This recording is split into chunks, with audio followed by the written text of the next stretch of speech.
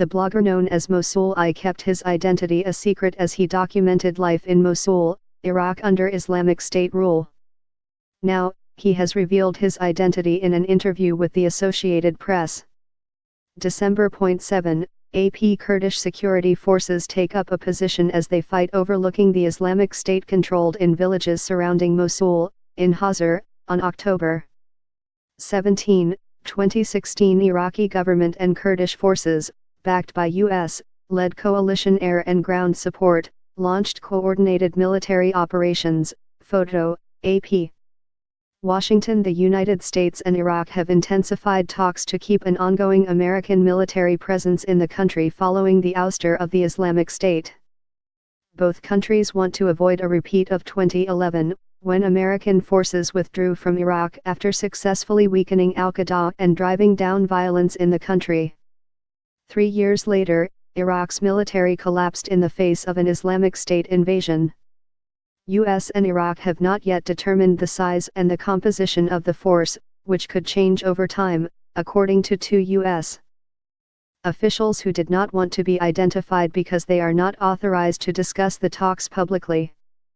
The officials said no decisions about a long-term presence have been finalized, and the composition of a follow-on force would be determined by the Iraqi government.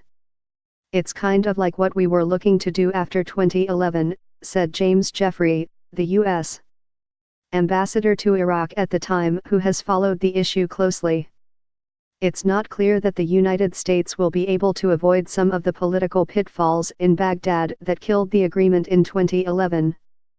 Iran holds considerable political sway in Iraq because both countries have populations that are majority Shiite Muslims surrounded by neighbors with Muslims from the Sunni sect.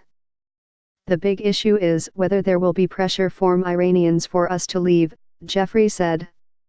Jeffrey, now an analyst at the Washington Institute for Near East Policy, said the size of the force would likely be less than the 5,500 troops there now.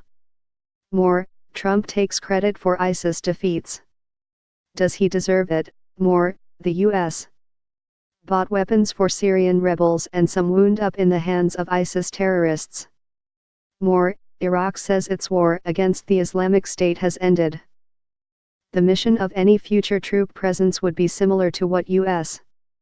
troops are doing currently, training Iraqi forces and helping with intelligence and surveillance, Jeffrey said. They are not involved in direct combat.